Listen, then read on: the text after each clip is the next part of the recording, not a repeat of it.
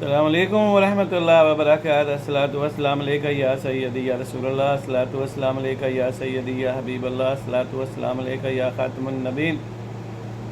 ناظرین، آپ سب کیسے ہیں؟ امید ہے اللہ سبحانہ تعالیٰ سے آپ سب لوگ خیریت سے ہوں گے اور اللہ سبحانہ تعالیٰ کی دی گئی نعمتوں کا شکر ادا کرتے ہوں گے۔ اور اللہ تعالیٰ کی دی گئی نعمتوں کا شکر ادا کرنے کے لیے سب سے اچھا طریقہ سجدہ ہے، اور سجدہ کرنے کے لیے رسول اللہ صلی اللہ علیہ وسلم نے جو ہمیں بتلایا ہے طریقہ، وہ نماز ہے۔ نماز پڑھتے رہیں، شیطان کو جلاتے رہیں۔ شیطان سے ہارنے کی کوئی وجہ نہیں ہمارے پاس۔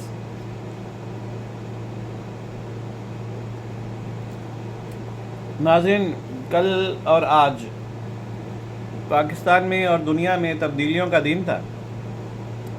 کل پاکستان میں ایک آئینی بینچ جو کہ وقت کی ضرورت تھی، آئینی بینچ کی تشکیل پائی، اور اس آئینی بینچ میں کوئی کنٹروورشل جو جج ہے وہ نامینیٹ نہیں ہو سکا۔ جسٹس منصور علی شاہ، جسٹس منیب اختر، عطر من اللہ، کسی کو بھی وہاں پر جگہ نہیں ملی، کیونکہ ان لوگوں نے سپریم کورٹ کو کٹ پتلی بنا دیا تھا، اور سپریم کورٹ میں اپنا ہولڈ کر کے پوری قوم کو یرغمال بنایا ہوا تھا۔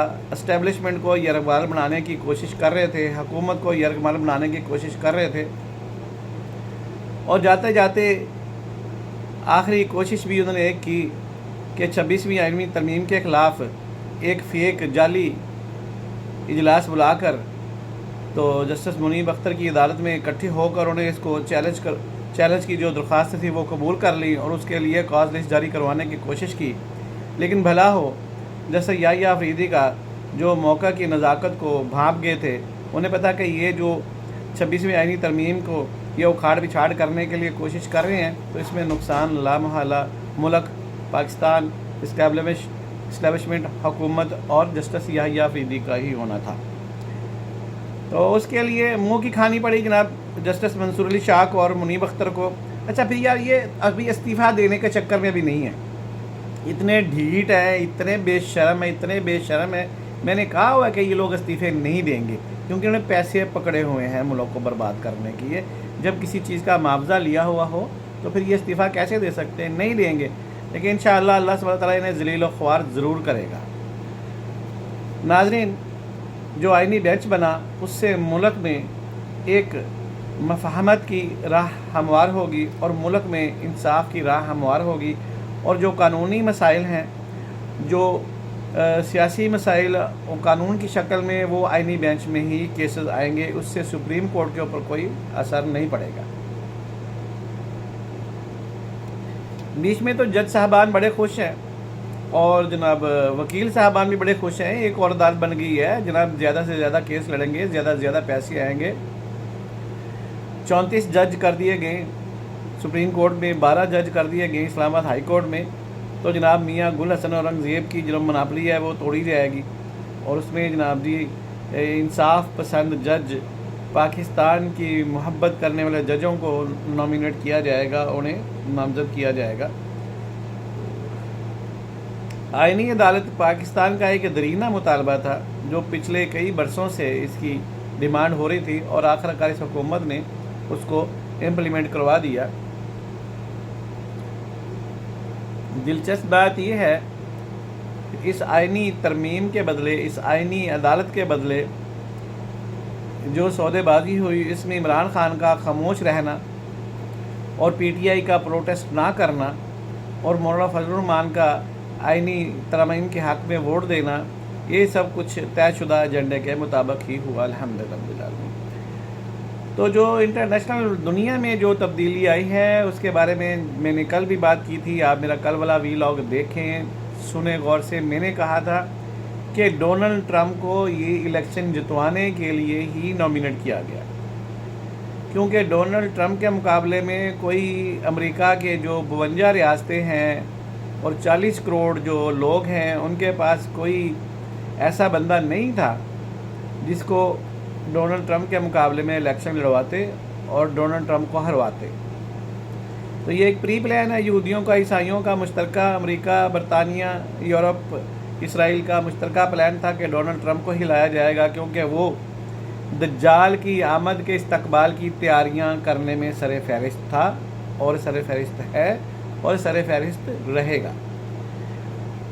کمیلا کے جیتنے سے ہارنے سے، ڈونلڈ ٹرمپ کے جیتنے سے ہارنے سے اسلامی دنیا کو کوئی فرق نہیں پڑتا، کیونکہ یہ لوگ اپنے تئیں کچھ نہیں کر سکتے۔ جو بھی کرنا ہوتا ہے ان کا تھنک ٹینک نہیں کرنا ہوتا ہے، اور تھنک ٹینک جو ہے اس کے مطابق ہی سارے پلان طے ہوتے ہیں، اور صدر کا تو بس نام ہی چلتا ہے۔ وہ تو بیچارہ مونگ پھلیاں کھاتا ہے، جتنی مونگ پھلیاں کھاتا ہے اتنے پیسے اس کو دینے پڑتے ہیں بقول براک اوباما کی بیوی کے۔ اگر ہم نے 100 مونگ پھلی کھائی ہے تو ہمیں 100 مونگ پھلی کے چھلکے گنوا کر اس کے پیمنٹ ہم نے کرنی ہوتی ہے۔ تو جناب جیت گئے جناب پی ٹی آئی کے نئے ابو جان، اور پرانے تھے رینیو ہو کر دوبارہ آئے ہیں جناب ڈونلڈ ٹرمپ صاحب، اور خدا سے نا امیدی کافروں سے امیدیں، پھر کہتے ہیں ایاک نعبد و ایاک نستعین۔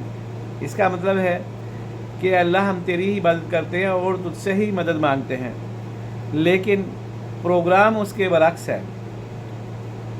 پاکستان کی عدالتوں سے، پاکستان کی اسٹیبلشمنٹ سے اپنی تمام نافرمانیوں کے ہوتے ہوئے معافی نہیں مانگ رہے، اور ڈونلڈ ٹرمپ سے جناب جی انہوں نے ملاقاتیں کی ہیں ڈونلڈ ٹرمپ کی بیوی سے الیکشن سے 2-4 دن پہلے، اور عمران خان کے کزن ہے سجاد برقی صاحب، جو ماشاءاللہ ان کے کزن بھی ہیں، اور دوسری بات یہ ہے کہ وہ قادیانی ہیں اور امریکہ میں اچھا خاصا اثر و رسوخ رکھتے ہیں۔ تو وہ رانیہ کہ میلانیا ٹرمپ، کیا نام ہے ان کا، میلانیا ٹرمپ، ان کے ساتھ ان کی ملاقات ہوئی ہے۔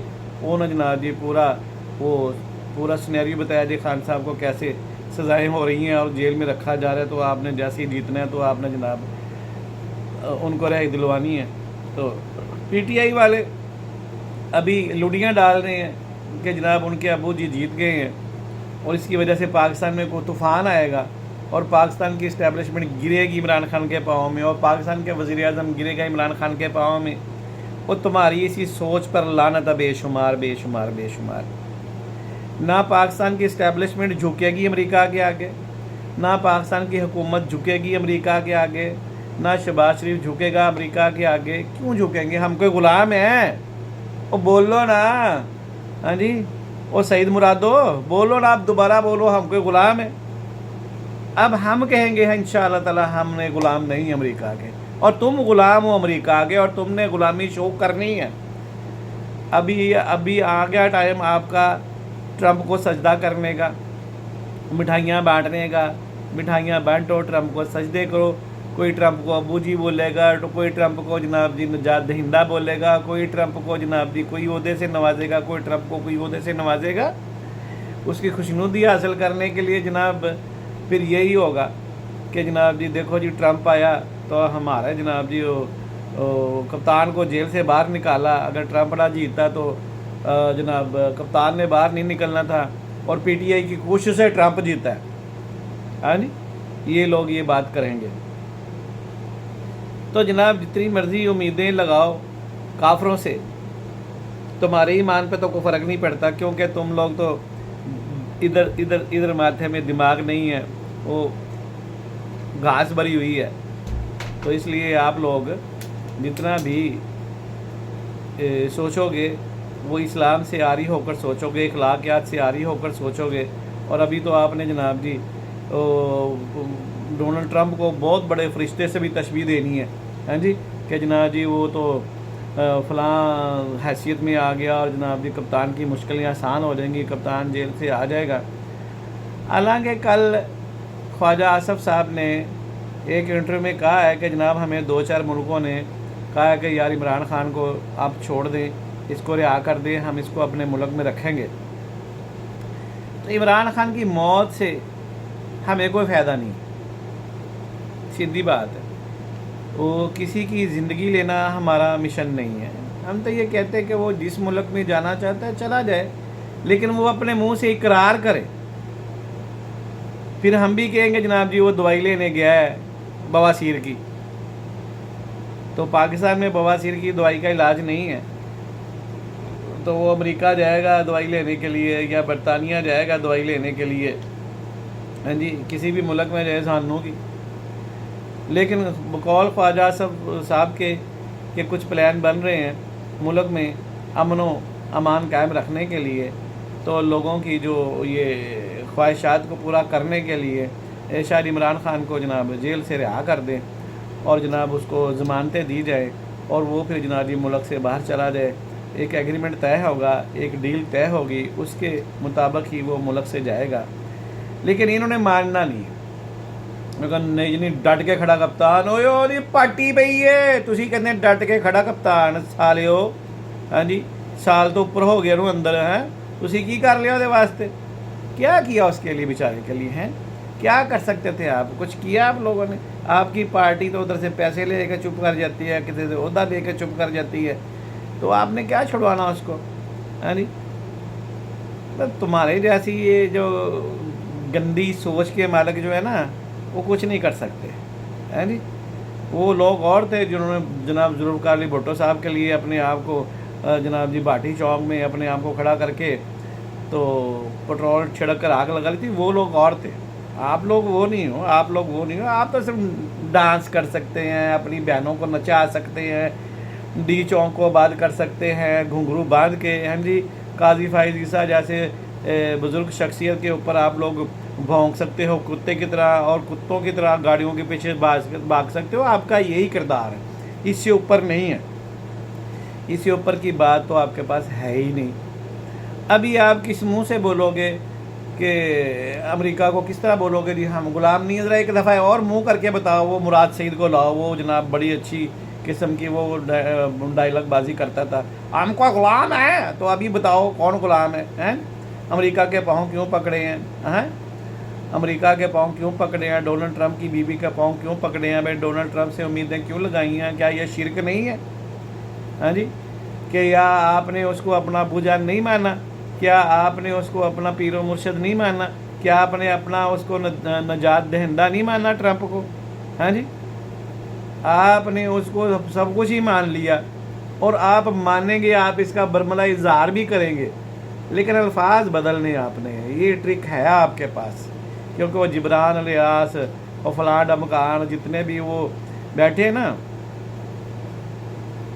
सोशल मीडिया पे, तो वो आपको यही सबक देंगे कि ये मानना नहीं है जी, मानना नहीं, इस बात को तस्लीम नहीं करना कि हम डील मांग रहे हैं या हम भीख मांग रहे हैं ट्रंप से, या हमने ट्रंप को अब्बू मान लिया है। ऐसी कोई बात वो आपको नहीं बताएंगे।